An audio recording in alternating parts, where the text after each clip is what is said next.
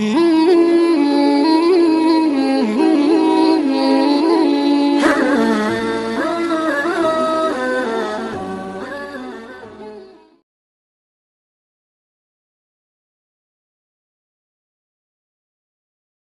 سے پہلے نمبر پر فتوضا وضوءک، آپ نے وضو کرنا ہے۔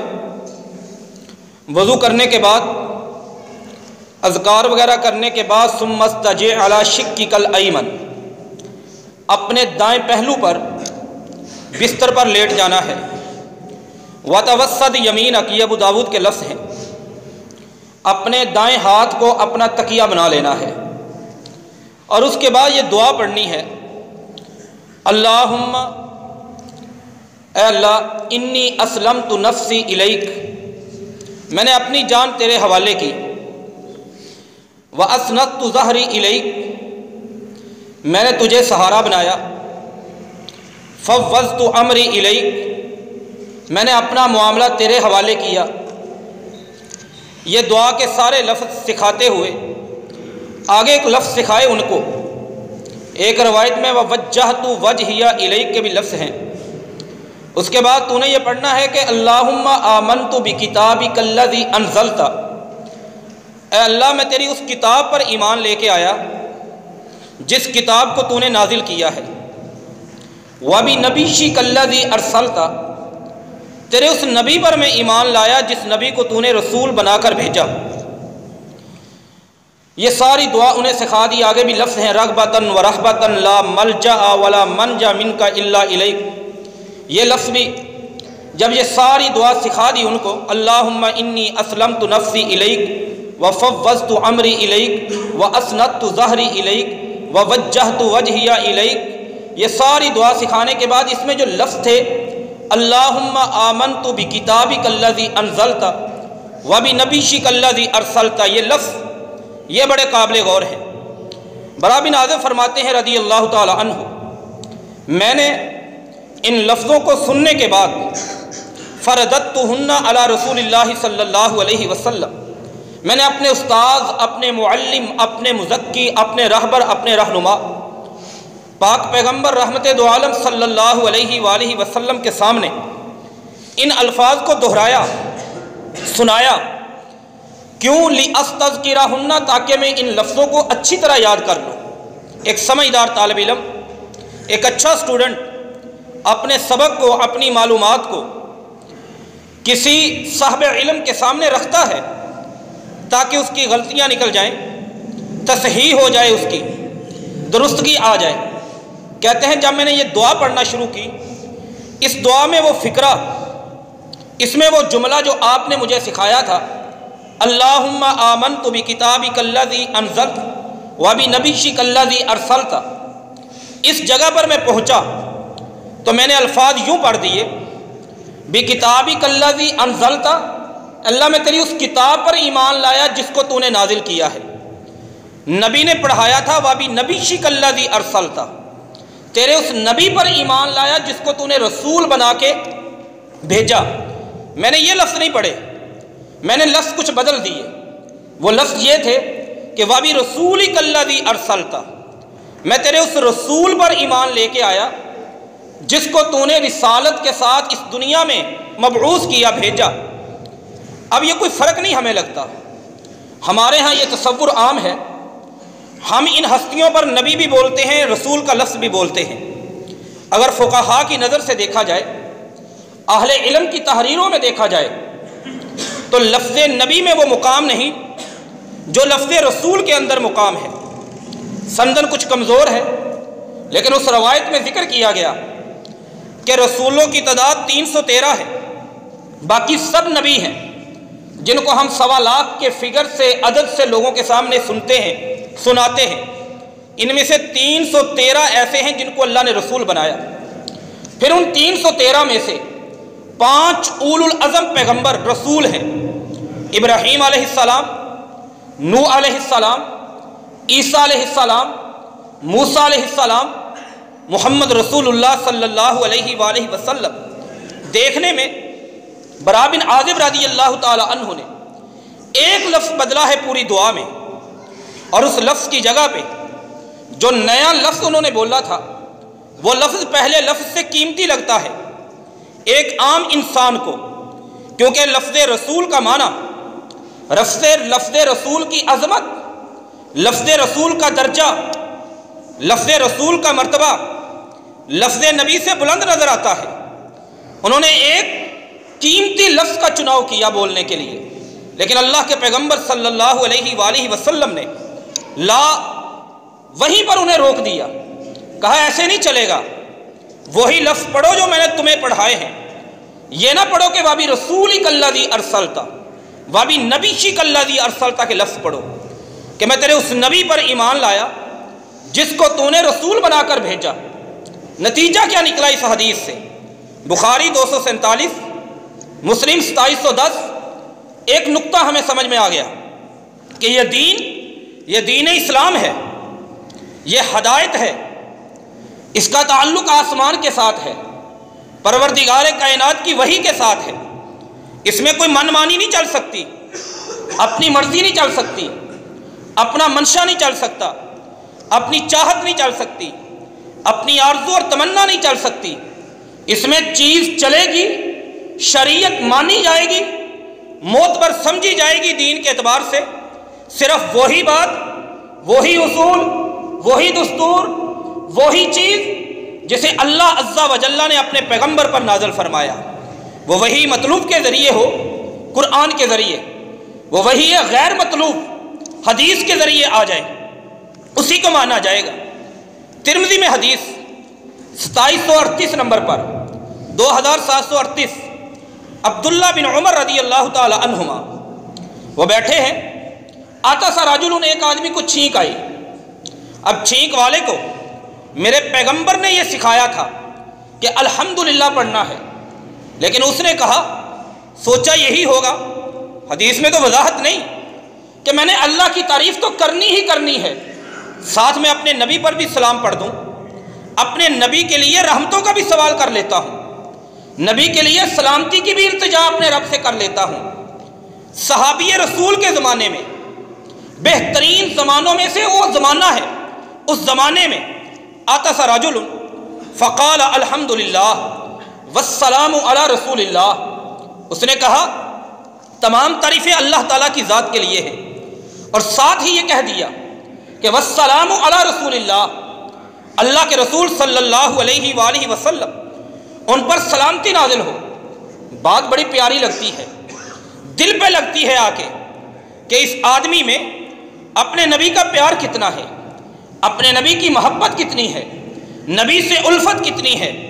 رب کا ذکر کیا تو ساتھ نبی کی یاد بھی آ گئی، نبی کا ذکر بھی کیا۔ وہ شاعر نے کہا ہے نا، ذکر محمد شرط ہے ذکر خدا کے بعد، تو اس نے اسی انداز سے یہ بات کر دی، لیکن پاس بیٹھے ہوئے صحابی رسول، شاگرد رسول، نبی سے دین سیکھنے والے عبداللہ بن عمر رضی اللہ تعالیٰ عنہما کہتے ہیں کہ اسلام کا میں بھی قائل ہوں، یہ تو میں بھی کہتا ہوں، لیکن یاد رکھنا ما علمنا رسول اللہ صلی اللہ علیہ وسلم، اس جگہ پر، اس موقع پر ہمارے نبی نے یہ تعلیم نہیں دی کہ چھینک کے موقع پر تم والسلام علی رسول اللہ پڑھو، یہ نبی کا حکم نہیں، ٹوک دیا اسے۔ کیوں ٹوکا؟ یہ دین ہے، یہ دین اسلام ہے، نعوذ باللہ من ذالک، نقل کفر نہ باشد، یہ جملہ مناسب نہیں، لیکن ہمیں ڈرنا چاہیے، ہمیں دین کو اپنی عام چیزوں کی طرح نہیں بنا لینا چاہیے۔ یہ کوئی قانون نہیں ہے جو اسمبلیوں میں بنا ہوا ہو، یہ کوئی مصنف کی، کسی رائٹر کی تحریر نہیں ہے، ہر نئے ایڈیشن میں اس کو چینج کر دیا جائے، اس کی غلطیاں نکالی جائیں، اس کی تصحیح کر دی جائے۔ کوئی بھی پارلیمنٹ میں ایک نئی کوئی بھی پٹیشن دائر کر کے اس میں کوئی چینجنگ کر دی جائے، کسی نااہل کو اہل کر لیا جائے، کسی اہل کو نااہل کر لیا جائے، یہ وہ چیزیں نہیں، یہ رب کا دین ہے، رب کا، پروردگار کائنات نے نازل فرمایا ہے۔ پہلا انسان جب دنیا میں بھیجا اسے یہ بتا دیا گیا تھا کہ زمین پہ جا کے منمانی نہیں کرنی، زمین پہ جا کے اپنی سوچوں کو نہیں نافذ کرنا، اپنی علم کو نہیں نافذ کرنا۔ فَإِمَّا يَأْتِيَنَّكُم مِّنِّي هُدًى، فمن تبع ہدایا ولا خوف علیہم ولا هم یحزنون۔ یہ حکم، یہ سبق، یہ قانون، یہ دستور، یہ منشور، اصولوں کا چارٹ آدم علیہ السلام کو دے کے بھیجا تھا۔ تمہارے پاس میری ہدایت آئے گی، فمن تبع ہدایا، جو میری اس ہدایت کی پیروی کرے گا، اتباع کرے گا، مانے گا، فلا خوف علیہم ولا هم یحزنون، کامیابی ان کے لیے ہے، نہ کوئی خوف نہ کوئی غم ہوگا ان پر۔ اس میں لفظ یاتینکم منی ہدن، منی کا مطلب کیا ہے کہ ہدایت میری طرف سے آئے گی، ہدایت آسمان سے آئے گی، ہدایت رب کی طرف سے آئے گی۔ تو ہدایت کا تعلق دین کے ساتھ۔ سورۃ طٰہٰ میں اللہ نے فرمایا آدم علیہ السلام کو اس دنیا میں اتارنے کا ذکر کرتے ہوئے ہم نے کہا اہبطا، وہاں پہ تثنیہ کا صیغہ ہے، زمین پہ چلے جاؤ۔ آگے وہی لفظ فَإِمَّا يَأْتِيَنَّكُم مِّنِّي هُدًى، تمہارے پاس ہدایت آئے گی، میری طرف سے آئے گی، اور جس نے فمن تبع ہدایا فلا یضل ولا یشقا، وہ نہ تو گمراہ اور نہ بدبخت ہوگا، جو اس ہدایت کی پیروی کرے گا۔ اس دین میں من مانی نہیں چلتی۔ عائشہ رضی اللہ تعالی عنہا، ان کے بھائی کے گھر میں اولاد نہیں، سنن الکبریٰ للبیہقی، امام بیہقی کی کتاب 19063 نمبر حدیث، مسند احمد بن حنبل میں تفصیل سے، البانی رحمہ اللہ تعالی نے ارواء الغلیل میں اس کو صحیح کہا۔ وہ لکھتے ہیں عائشہ رضی اللہ تعالی عنہا کے بھائی عبد الرحمن بن ابی بکر، اولاد نہیں تھی، نفیسہ لعبد الرحمن بن ابی بکر رضی اللہ تعالی عنہ، ان کو اللہ تعالیٰ نے ایک بیٹا دیا۔ جب بیٹا ملا وہ بڑے خوش ہوئے کہ اللہ نے بیٹا دیا ہے۔ اپنی بہن کے پاس گئے، بہن نہیں کہا، آپی نہیں کہا، کوئی اور رشتے سے نہیں، ایمانی دینی شرعی رشتے سے ان کو خطاب کیا، یا ام المومنین، اے مومنوں کی ماں، آپ یہ بتائیے مجھے اللہ نے بیٹا دیا ہے، فیملی ممبر زیادہ ہے، لوگ زیادہ ہیں، اگر میں عقیقے میں بکریاں ذبح کروں گا، چھوٹے جانوروں میں سے عقیقے میں جانور ذبح کرنے کی دین اسلام نے تعلیم دی ہے، یہاں پر بھی من مانی ہے، گائے پکڑ کے ساتھ حصے رکھ کے عقیقے کر دو، اونٹ میں عقیقے رکھ دو، قربانی کرنی کوئی یہ شرعی طریقہ نہیں، نہ میرے نبی کی تعلیم ہے۔ ابو بکر رضی اللہ تعالی عنہ، اس سے عظمت والا گھرانہ کون سا ہوگا جس کے گھر کے ساتھ دین اتنا جڑا، اتنا منسلک رہا، پیغمبر محمد صلی اللہ علیہ وسلم کی راتیں دن، شامیں صبح، دوپہر سفر، حضر امن، جنگ خوشی غمی، تنگی بچپن جوانی، اسرت یسرت، ہر موقع پر ابو بکر رضی اللہ تعالی عنہ، ان کا خاندان، ان کی فیملی، ان کے افراد، ان کے رشتہ دار، ان کی اولاد، وہ ان کے ساتھ جڑی ہوئی نظر آئے گی۔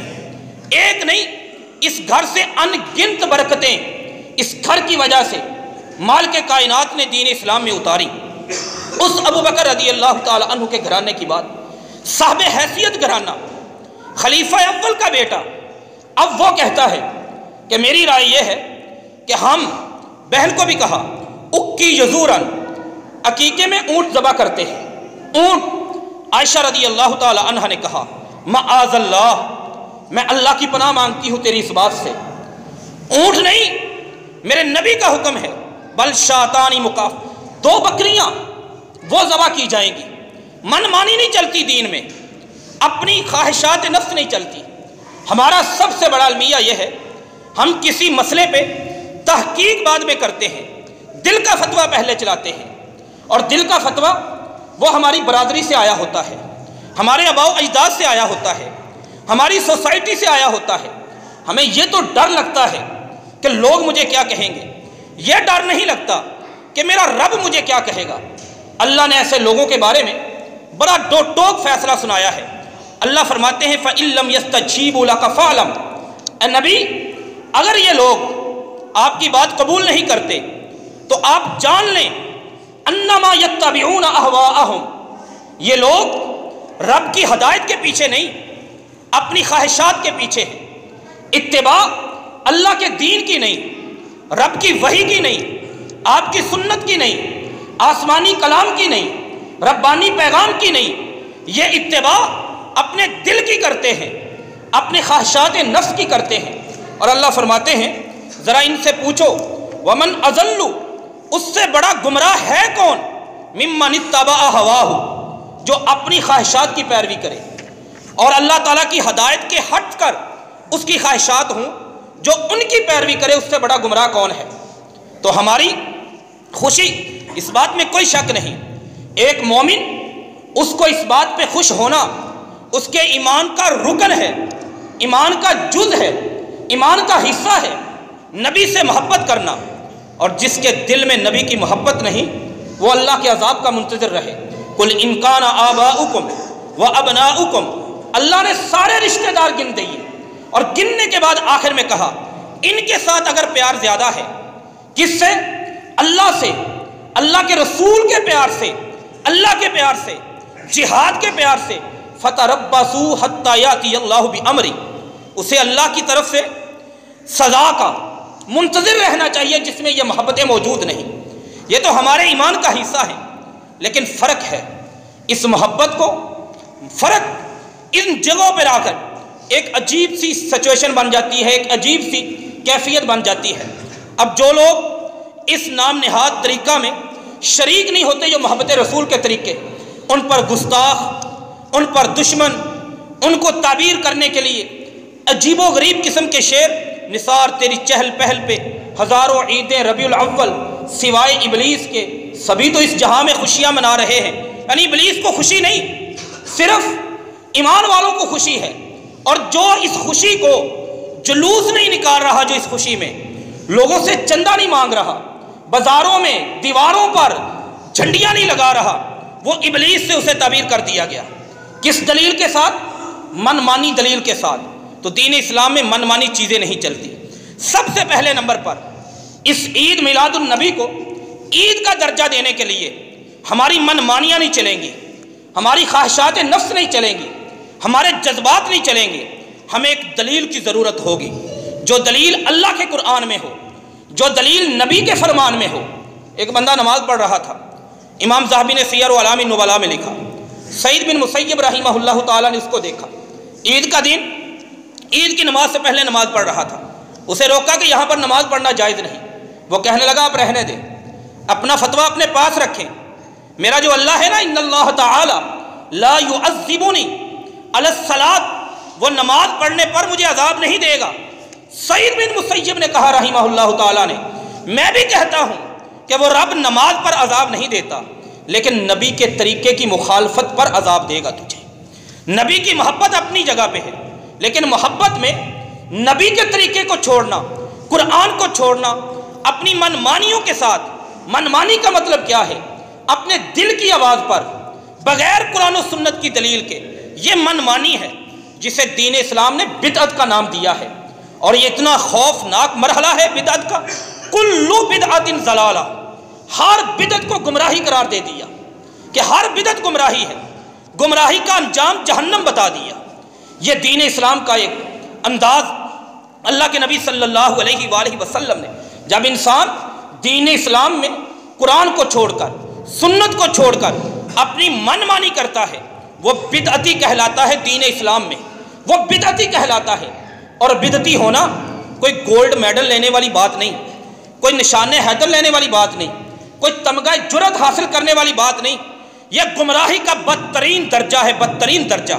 میرے نبی صلی اللہ علیہ وآلہ وسلم نے فرمایا، صحیح بخاری میں 3271 نمبر حدیث ہے، فرمایا مدینہ کی ذکر کرتے ہوئے کہ جس بندے نے من احدثا، جس بندے نے مدینہ کے اندر کوئی بدعت ایجاد کی، کسی بدعت کو فروغ دیا، فرمایا فعلیہ لعنت اللہ، اس پر اللہ کی لعنت، والملائکۃ، فرشتوں کی لعنت، والناس اجمعین، تمام لوگوں کی اس پر لعنت ہو۔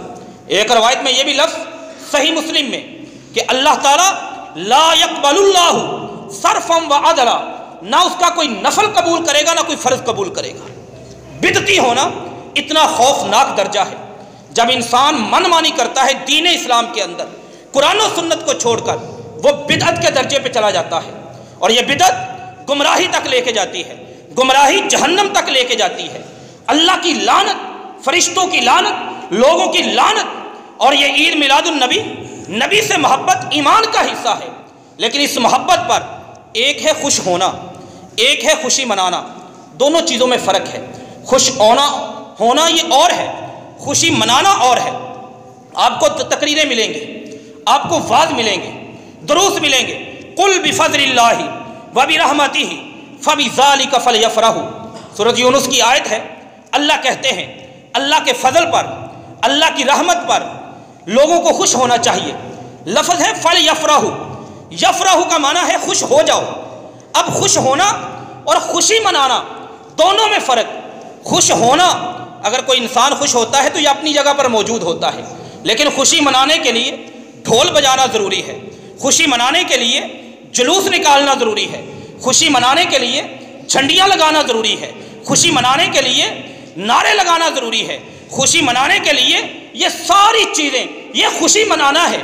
دین اسلام نے خوش ہونے کا حکم دیا، اس بات میں کوئی شک نہیں، نہ اس بات سے انکار ہے۔ اللہ نے اپنے فضل پر، اللہ نے اپنی رحمت پر خوش ہونے کا حکم دیا ہے۔ نبی بھی اللہ کی رحمت ہیں، نبی بھی اللہ کے فضل ہیں، اللہ کا فضل ہیں، اور ہم اس اللہ کی رحمت پر، اللہ کے فضل پر قرآن کے حکم کے مطابق خوش ہوتے ہیں، خوشی مناتے نہیں۔ خوش ہونے میں، خوشی منانے میں فرق ہے۔ خوشی کی بات اگر مسلم میں ایک حدیث آتی ہے، بخاری میں ہے 1904 نمبر، اللہ کے نبی صلی اللہ علیہ وآلہ وسلم نے فرمایا للصائم فرحتان، روزے دار کے لیے دو خوشیاں ہیں۔ ایک خوشی تب ہے اذا افطر، جب وہ اپنا روزہ افطار کرتا ہے، ایک خوشی اسے تب ہوتی ہے۔ اگر خوشی کا مطلب ہر جگہ پر یہی ہے، قرآن میں آئے، حدیث میں آئے، لفظ وہی جو قرآن کی آیت میں آئے، فا را ہا وہی لفظ ہے، حدیث میں بھی وہی ہے۔ جس نبی پر فلیفرحوا اترا، اسی نبی نے یہاں پر خوشی کی بات بتائی۔ اگر خوشی کا مطلب ہر جگہ پر یہی ہوتا ہے، پھر ہر بندے کے لیے ضروری ہے وہ روزہ افطار کرنے لگے، پہلے جھنڈیاں لگائے، پھر پہاڑیاں سجائے، پھر جلوس نکالے، پھر کھجور اٹھا کے اپنے منہ میں ڈالے۔ اسے کوئی بھی عقل مند بندہ جائز نہیں کہتا۔ کہتے ہیں یہاں پر للصائم فرحتان، آپ کہہ کے دیکھیں کسی کو، خوشی کا حکم ہے، وہ کہیں گے خوش ہونے کا حکم ہے۔ انسان پانی کا گلاس پی کے، انسان اپنی غذا، اپنی خوراک کھا کے خوش ہو جاتا ہے، تو یہی کافی ہے۔ اگر خوشی کا یہ مفہوم حدیث کے وقت، افطاری کے وقت ہم سب مانتے ہیں، تسلیم کرتے ہیں، تو یہ خوشی کا مفہوم قرآن میں جا کر کیوں بدل جاتا ہے؟ ایک آدمی کہنے لگا جی دن تو آپ بھی متعین کرتے ہیں، دین اسلام نے دن نہیں متعین کیا۔ اللہ کے نبی صلی اللہ علیہ وآلہ وسلم، دوسرا نقطہ بڑا قابل غور ہے، اللہ کے نبی صلی اللہ علیہ وسلم اس دنیا میں کب تشریف لائے؟ پیر سوموار کا دن تھا، صبح فجر کا وقت تھا، سوموار کا دن تھا۔ یہ دو چیزیں اتفاقی ہیں۔ باقی رہی بات کہ تاریخ 12 ربیع الاول تھی، یہ بات اتفاقی نہیں۔ ہمارے جو بھائی عید میلاد النبی مناتے ہیں، ان کے امام، اس فرقے کے بانی احمد رضا خان بریلوی، انہوں نے اپنا ایک رسالہ جو فتاوی رضویہ میں چھپا، نطق الہلال کے نام سے، انہوں نے بھی اس میں لکھا، تسلیم کیا کہ اللہ کے نبی صلی اللہ علیہ وآلہ وسلم کی ولادت، پیدائش 12 کو نہیں، 8 ربیع الاول کو، 8 ربیع الاول کو بنتی ہے۔ باقی سیرت کی کتابوں میں، صفی الرحمن مبارک پوری کی کتاب، وہ پوری تحقیق سے لکھتے ہیں 9 ربیع الاول۔ دیگر کتابوں میں سب سے زیادہ 9 ربیع الاول کو یا 8 ربیع الاول کو اختیار کیا گیا۔ بہت تھوڑے لوگ ہیں، چند ایک، جو ایک ہاتھ کی انگلیوں پہ گنے جا سکتے ہیں، جنہوں نے اللہ کے نبی صلی اللہ علیہ وآلہ وسلم ان کی ولادت باسعادت کو 12 ربیع الاول کو تسلیم کیا ہو۔ لیکن دو چیزوں کو ہر بندے نے تسلیم کیا۔ اللہ کے نبی صلی اللہ علیہ وآلہ وسلم سوموار کے دن پیدا ہوئے، اللہ کے نبی صلی اللہ علیہ وآلہ وسلم فجر کے وقت اس دنیا میں تشریف لائے۔ اب ہونا تو یہ چاہیے تھا کہ اگر خوشی منانی ہے، جو باتیں پکی ہیں، جو باتیں پختہ ہیں، کہ سوموار والے دن تشریف لائے، خوشی سوموار کو منائی جاتی، فجر کے وقت منائی جاتی، لیکن فجر کی نمازیں ان لوگوں کی سو کر گزر جاتی ہیں، جماعت سے محرومی کی صورت میں گزر جاتی ہیں۔ ان کی خوشی 9 بجے 10 بجے جلوسوں کی شکل میں شروع ہوتی ہے۔ یہ نبی صلی اللہ علیہ وآلہ وسلم کی سنت میں یہ چیز موجود نہیں، رب کے قرآن میں یہ چیز موجود نہیں۔ صرف یہ ایک جملہ کافی ہے، جو چیز نہ قرآن میں آئے نہ حدیث میں آئے، کوئی بندہ اسے شروع کر دے، دین اسلام اسے بدعت کا نام دیتا ہے۔ اس کو کرنے والے کو، میں نہیں، کسی مولوی کا فتویٰ نہیں، کسی مفتی کا فتویٰ نہیں، کسی عالم کا علم نہیں، کسی پروفیسر کا علم نہیں، کسی اسکالر کی بات نہیں، کسی دانشور کی دانشوری نہیں، کسی مورخ کی تاریخ نہیں، یہ میرے نبی کا حکم ہے، اس پر اللہ کی لعنت ہوتی ہے، فرشتوں کی لعنت ہوتی ہے، لوگوں کی لعنت ہوتی ہے، رب اس کی توبہ نہیں قبول کرتا۔ علی بن ابی طالب کی حدیث صحیح بخاری میں قربانی کے باب میں، من ذبح لغیر اللہ، جو اللہ کے علاوہ کسی اور کے لیے ذبح کرتا ہے اس پر اللہ کی لعنت، جو زمین کے نشانات کو بدلتا ہے اس پر اللہ کی لعنت، من آوا محدثا، جو کسی بدعتی بندے کی رسپیکٹ کرتا ہے، عزت کرتا ہے، اس کو جگہ دیتا ہے، اس کو ٹھکانہ دیتا ہے، اس پر بھی اللہ کی لعنت۔ یہ لعنت کی باتیں میرے نبی نے بیان فرمائی ہیں۔ یہ توبہ نہ قبول کرنا، یہ بندہ اس بدعت کو، اس گناہ کو نیکی سمجھ کے کر رہا ہوتا ہے۔ اور بدعت کی سادہ سی تعریف، ایک عام سی تعریف، جو چیز قرآن و سنت میں موجود نہ ہو، من احدث فی امرنا، دین اسلام میں موجود نہ ہو، آدمی اسے دین کی شکل دے دے۔ امام مالک رحمہ اللہ تعالیٰ نے کسی نے ان سے مسئلہ پوچھا، ایک بات بتائیں جی بدعتی اس کا کیا حکم ہے؟ یہ بات امام شاطبی نے اپنی کتاب الاعتصام میں نقل کی، جلد نمبر 1 صفحہ نمبر 49 پر انہوں نے بڑی تفصیل سے یہ مسئلہ سمجھایا۔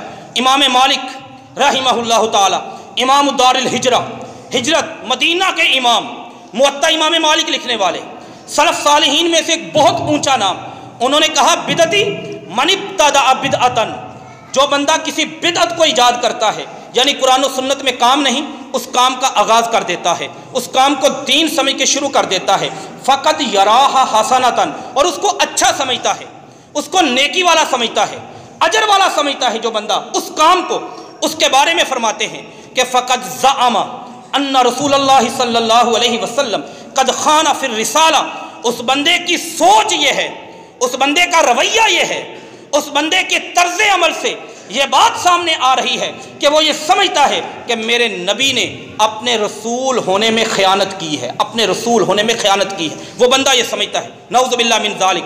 اس لیے وہ دلیل دیتے ہیں، اس لیے لأن اللہ تعالی، اس لیے کہ اللہ تعالیٰ نے قد قال فی کتابہ، اپنی کتاب میں کہا کیا، الیوم اکملت لکم دینکم واتممت علیکم نعمتی ورضیت لکم الاسلام دینا، اللہ نے کہا آج کے دن میں نے دین اسلام کو مکمل کر دیا ہے، اور یہ ایک نیا کام دین میں کر کے یہ سمجھ رہا ہے کہ دین اسلام مکمل نہیں ہوا تھا، اس کی بھی ضرورت تھی، لہذا اس کو بھی کرنا چاہیے۔ آگے کہتے ہیں فما لم یکن یومئذ دیننا، جو چیز نبی کے زمانے میں موجود نہیں تھی دین کے اندر، وہ چیز فلا یکون الیوم دیننا، وہ چیز آج بھی دین نہیں بن سکتی۔ یہ عید میلاد النبی اس انداز کی، جلوسوں کی شکل کی، فتووں کی شکل کی، پہاڑیوں کی شکل کی، میوزک کی شکل کی، موسیقی کی شکل کی، ناچ گانے کی شکل کی، چندے مانگنے کی شکل کی، جھنڈیاں لگانے کی شکل کی، اس شکل کی عید نہ ابو بکر صدیق نے منائی، نہ عمر بن خطاب نے منائی، نہ عثمان بن عفان نے منائی، نہ علی بن ابی طالب نے منائی، نہ ہی ابو حنیفہ رحمہ اللہ تعالیٰ نے، نہ امام مالک نے، نہ امام شافعی نے، نہ امام احمد بن حنبل نے، نہ سلف صالحین نے، نہ محمد رسول اللہ صلی اللہ علیہ وآلہ وسلم۔ کعبے کے رب کی قسم، نبی سے محبت اگر جلوسوں کی شکل میں ہوتی، ابو بکر صدیق رضی اللہ تعالی عنہ سب سے زیادہ محبت کرنے والے سب سے بڑا جلوس نکالتے، منافقوں کے محلے میں جا کر نعرے لگاتے،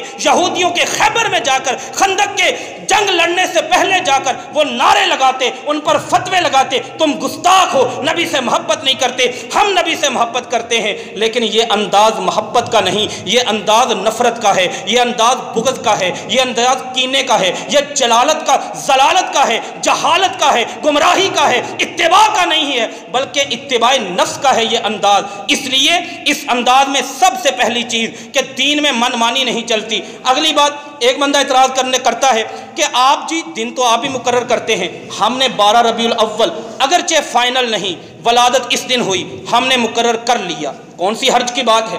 آپ بھی تو مقرر کرتے ہیں، تقریب بخاری رکھتے ہیں، رائیونڈ کا اجتماع ہو رہا ہے، وہ بھی دن انہوں نے مقرر کیا، اس پہ تکلیف نہیں ہے۔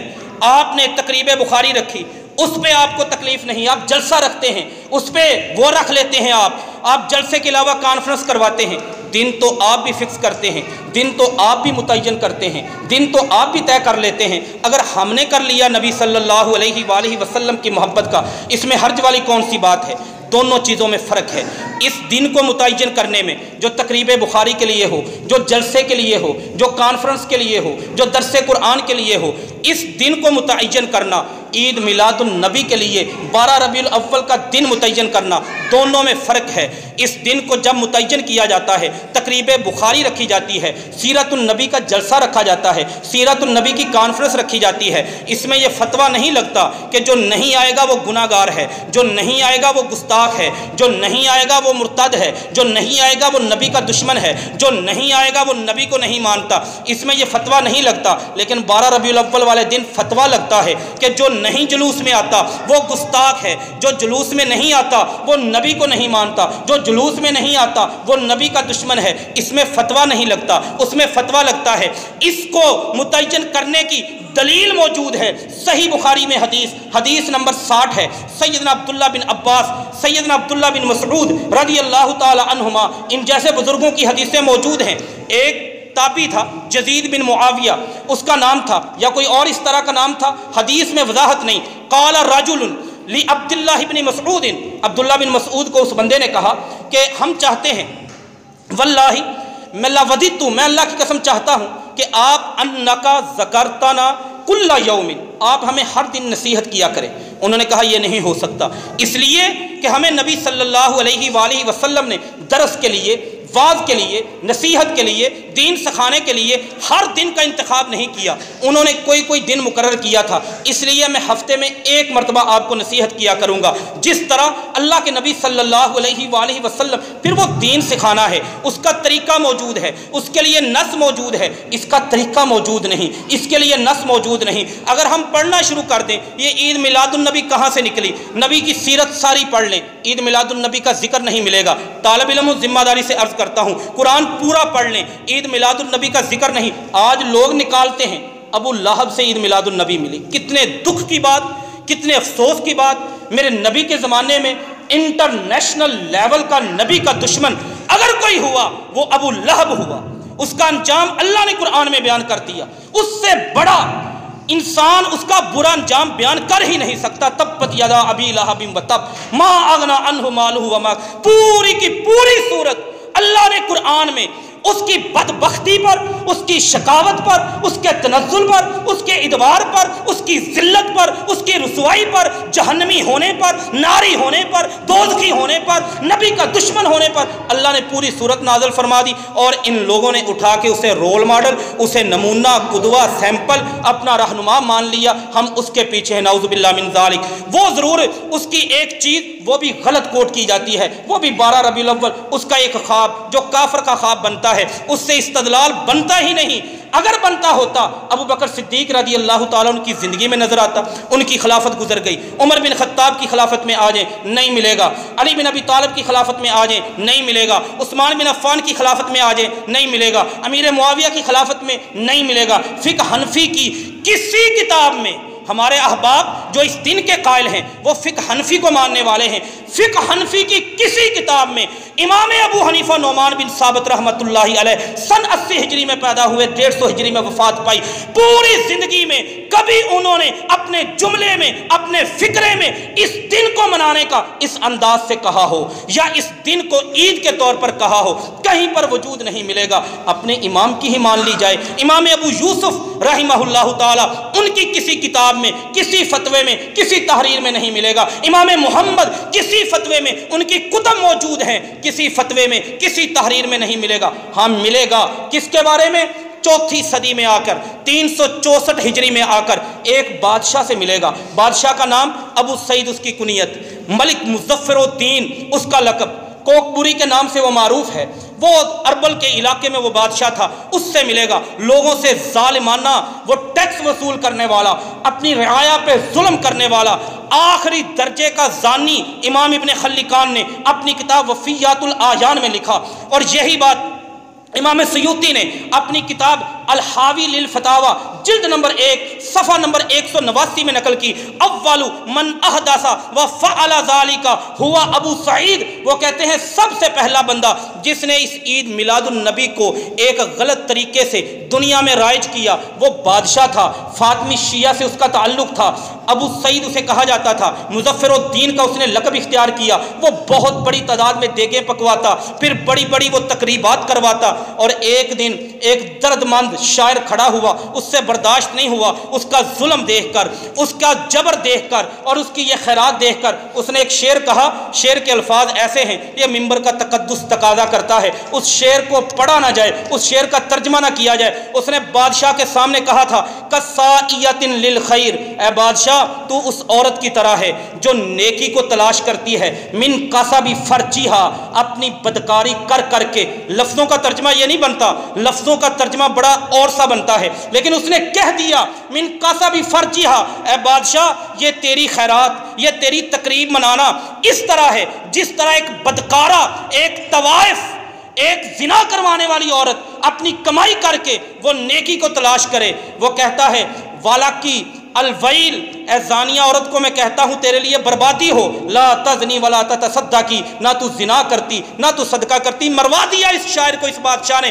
اس طرح کی شخصیت کا مالک، اس طرح کے کردار کا مالک، اس طرح کے کریکٹر کا مالک، اس نے اس چیز کا آغاز کیا، پھر یہ چلتا چلا گیا، آج ہمارے ہاں سینے سے لگی ہوئی ہے۔ کاش یہ بات قرآن میں ہوتی، حدیث میں ہوتی، ہم سب سے بڑے اللہ کے فضل سے دائی ہوتے، لیکن دین نے ہمیں یہ سکھایا ہے، قرآن نے ہمیں یہ سکھایا ہے کہ یہ من مانی ہے، من مانی جسے بدعت کہا جاتا ہے، من مانی کی دین اجازت نہیں دیتا۔ قرآن پاک میں لفظ ہیں، کعبے کے رب کی قسم، ایمان والا بندہ ان لفظوں کو بیان کرتے ہوئے کانپ جاتا ہے، سننے والا کانپ جاتا ہے، اتنے سخت لفظ۔ اور ہم آزاد سمجھتے ہیں اپنے آپ کو، جو مرضی دین بنا دیں، جس مرضی شکل کو دین بنا کر لوگوں میں رائج کر دیں، اس پر تقریریں 2-4 جذباتی کر کے 5-7 شعر پڑھ کے اسے دین کا رنگ دے دیں، یہ ہماری المیہ۔ اللہ قرآن میں وہ لفظ کیا ہیں؟ اللہ قرآن میں کہتے ہیں، پارہ نمبر 29 ہے، سورۃ الحاقہ ہے، اس کی آخری آیتیں ہیں، وَلَوْ تَقَوَّلَ عَلَيْنَا بَعْضَ الْأَقَاوِيلِ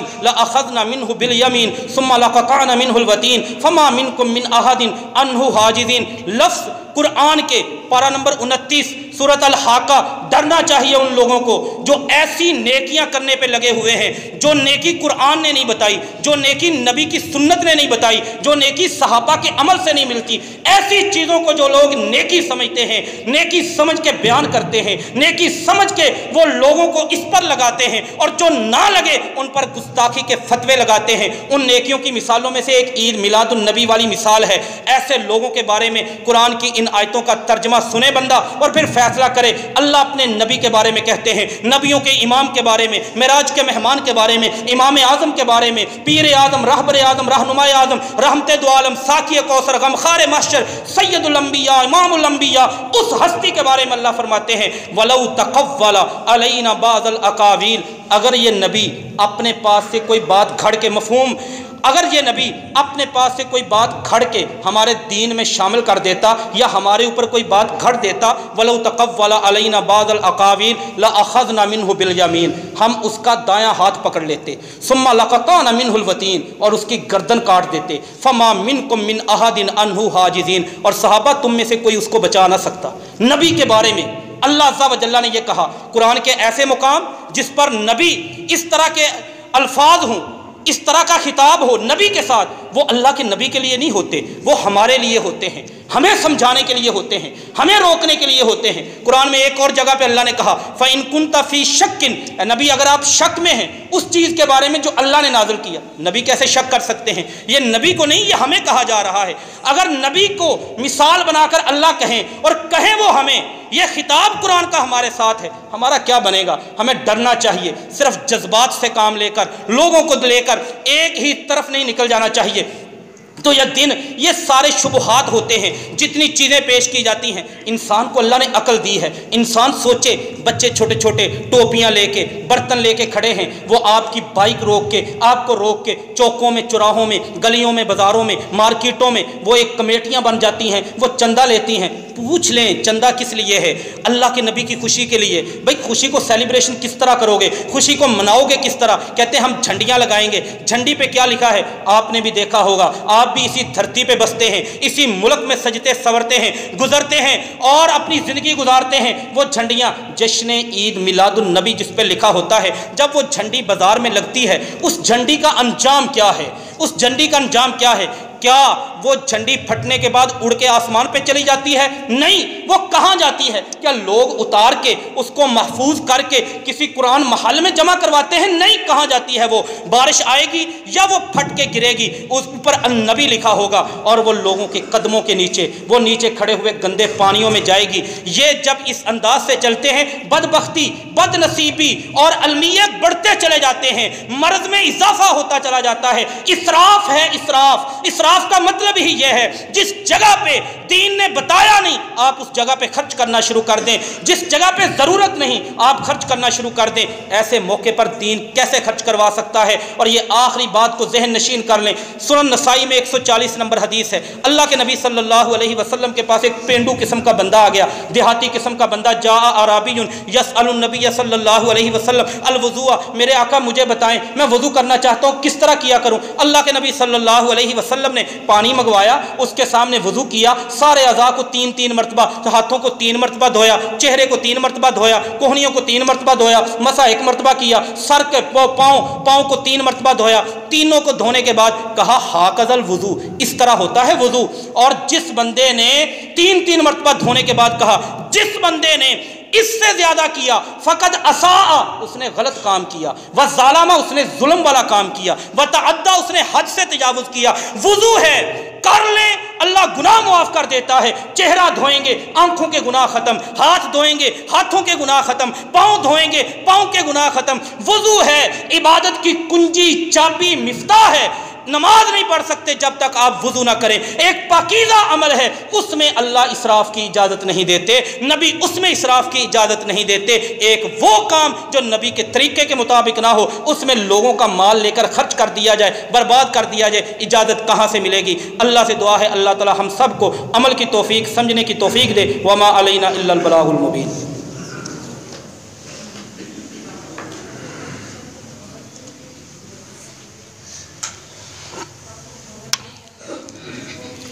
ان الحمد للہ نحمده ونستعینه ونستغفره ونعوذ باللہ من شرور انفسنا ومن سیئات اعمالنا، من يهده اللہ فلا مضل له ومن يضلل فلا هادی له، واشهد ان لا الہ الا اللہ واشهد ان محمدا عبده ورسوله۔ اما بعد فإن خير الحديث كتاب الله وخير الهدي هدي محمد صلى الله عليه وسلم وشر الأمور محدثاتها وكل محدثة بدعة وكل بدعة ضلالة وكل ضلالة في النار۔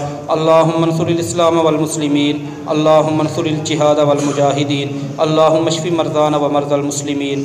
سبحان ربك رب العزة عما يصفون وسلام على المرسلين والحمد لله رب العالمين۔